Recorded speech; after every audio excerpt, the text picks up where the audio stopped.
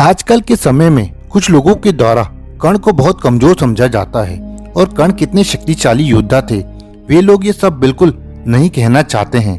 लेकिन भगवान श्री कृष्ण हमेशा ही कर्ण को महाशक्तिशाली समझते थे। महाभारत में घटोत्कच की मृत्यु के बाद भगवान श्री कृष्ण अर्जुन को कर्ण की शक्ति के बारे में बतलाए थे। भगवान श्री कृष्ण कर्ण को कितना शक्तिशाली मानते थे ये सब हम जानेंगे आज के वीडियो में, इसलिए आप इस वीडियो के अंत तक बने रहे। महाभारत में जब कर्ण ने अपने कवच कुंडल दान किए थे तब भगवान इंद्र ने कर्ण को अमोघ शक्ति प्रदान की थी।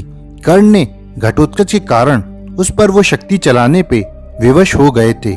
इस तरह युद्ध भूमि में घटोत्कच का वध हुआ।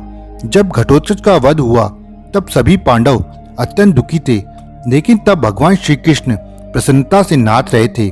श्री कृष्ण इतना प्रसन्न को देखकर अर्जुन आश्चर्यचकित हो गए थे और भगवान श्री कृष्ण से इसका कारण पूछा था। तब भगवान श्री कृष्ण कहते हैं कि इंद्र की दी हुई शक्ति को कर्ण ने घटोत्कच पर प्रयोग कर दिया है, इसलिए अर्जुन तुम समझ जाओ कर्ण युद्ध में मारा गया है। इसलिए तुम ये समझ जाओ युद्ध में भगवान कार्तिकेय के समान कर्ण के सामने कोई भी योद्धा खड़ा नहीं हो सकता।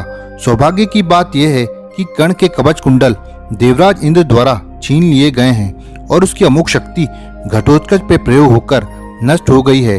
अगर कर्ण अपने कवच कुंडल के साथ युद्ध करता तो कर्ण देवताओं के साथ तीनों लोकों को अकेले ही जीत जाता।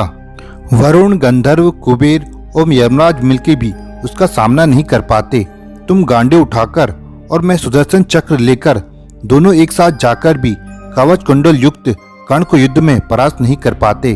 तुम्हारे हित के लिए भगवान इंद्र ने शत्रु पर विजय पाने वाले कर्ण के कवच कुंडल छीन लिए हैं। जैसे मंत्रों के प्रभाव से अस्त्र निस्तेज हो जाता है, उसी प्रकार शक्ति अस्त्र के प्रयोग से कर्ण निस्तेज हो गया है। जब तक कर्ण के पास शक्ति अस्त्र था तब तक कर्ण की विजय निश्चित थी।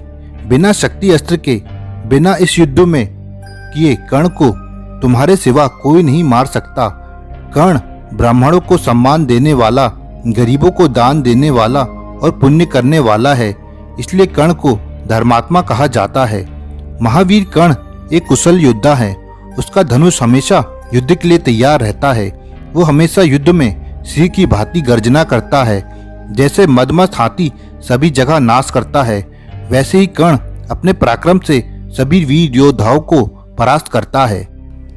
जिस प्रकार सूर्य को खाली आंखों से नहीं देखा जा सकता है, वैसे ही कर्ण के पराक्रम को सभी पांडव योद्धा कर्ण को नहीं देख सकते हैं। जिस प्रकार सिंह की गर्जना से पूरा जंगल भय से व्याप्त हो जाता है, उसी प्रकार कर्ण के पराक्रम से सभी योद्धाओं में भय व्याप्त हो जाता है।